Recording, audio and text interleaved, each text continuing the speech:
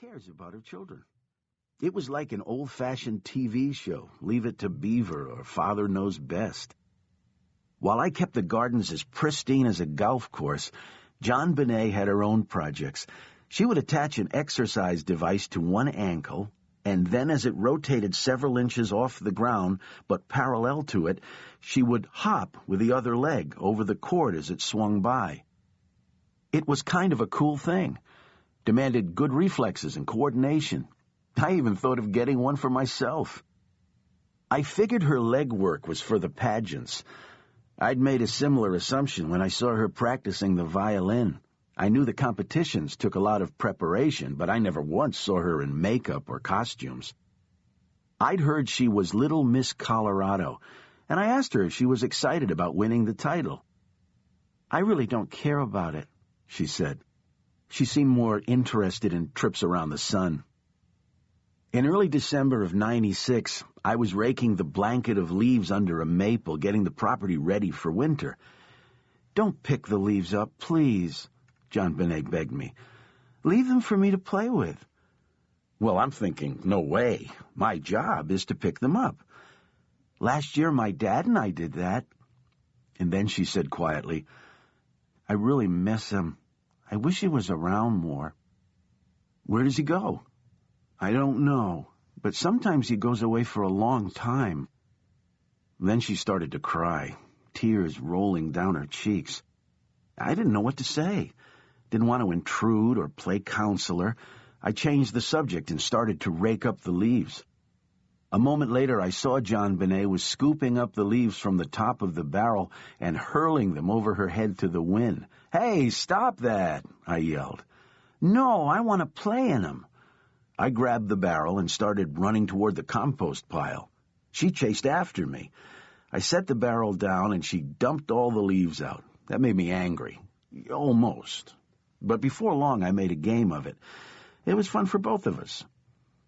That evening, I left a big pile of leaves out front by the gutter for her to play with.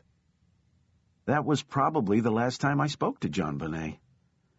6 weeks later, I took the morning paper from my front steps and saw it. I don't even remember now what the headline said. I wanted to go over to the Ramseys. Later that day, I did. It was crazy.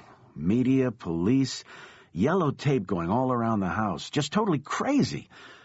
I didn't even try to go in. I kept driving.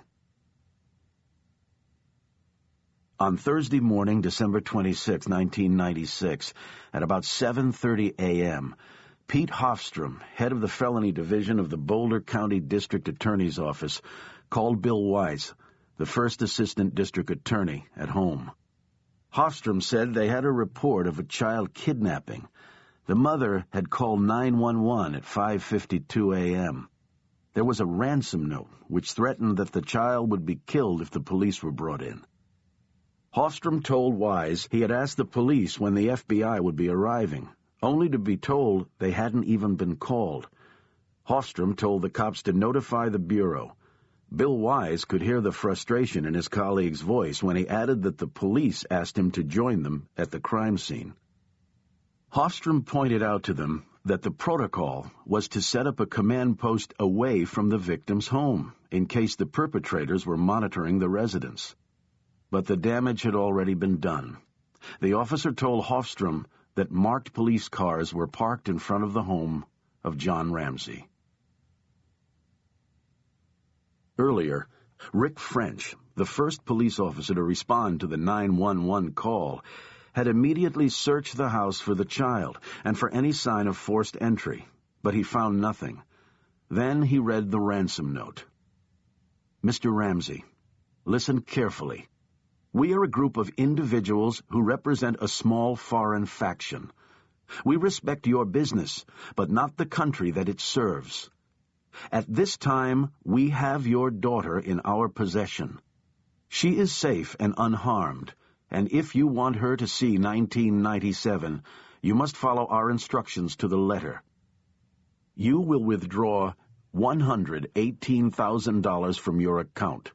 $100,000 will be in $100 bills, and the remaining $18,000 in $20 bills. Make sure that you bring an adequate-size attaché to the bank. When you get home, you will put the money in a brown paper bag. I will call you between 8 and 10 a.m. tomorrow to instruct you on delivery. Any deviation of my instructions will result in the immediate execution of your daughter. You will also be denied her remains for proper burial.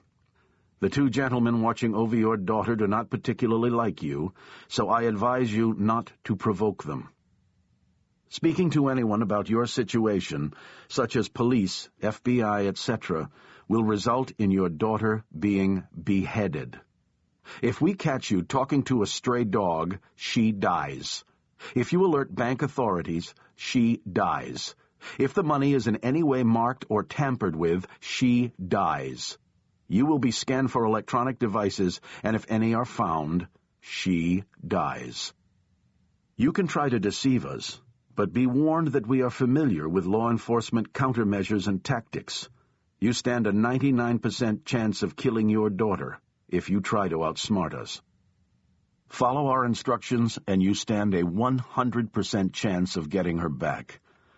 You and your family are under constant scrutiny as well as the authorities. Don't try to grow a brain, John. You are not the only fat cat around, so don't think that killing will be difficult. Don't underestimate us, John. Use that good Southern common sense of yours. It's up to you now, John. Victory. SBTC. By the time the second police officer got to the house, friends of the family, whom the child's parents had called, began to arrive.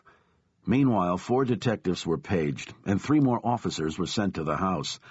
Even before the first detective arrived at the crime scene, family, friends, and police alike were wandering through the house trying to make sense of what had happened. At police headquarters, Sergeant Bob Whitson was the on-duty supervisor. In an emergency, Detective Sergeant Larry Mason was to be called at home. Mason's boss, John Eller, head of the detective division, was at home, officially on vacation. There was less than a skeleton crew working.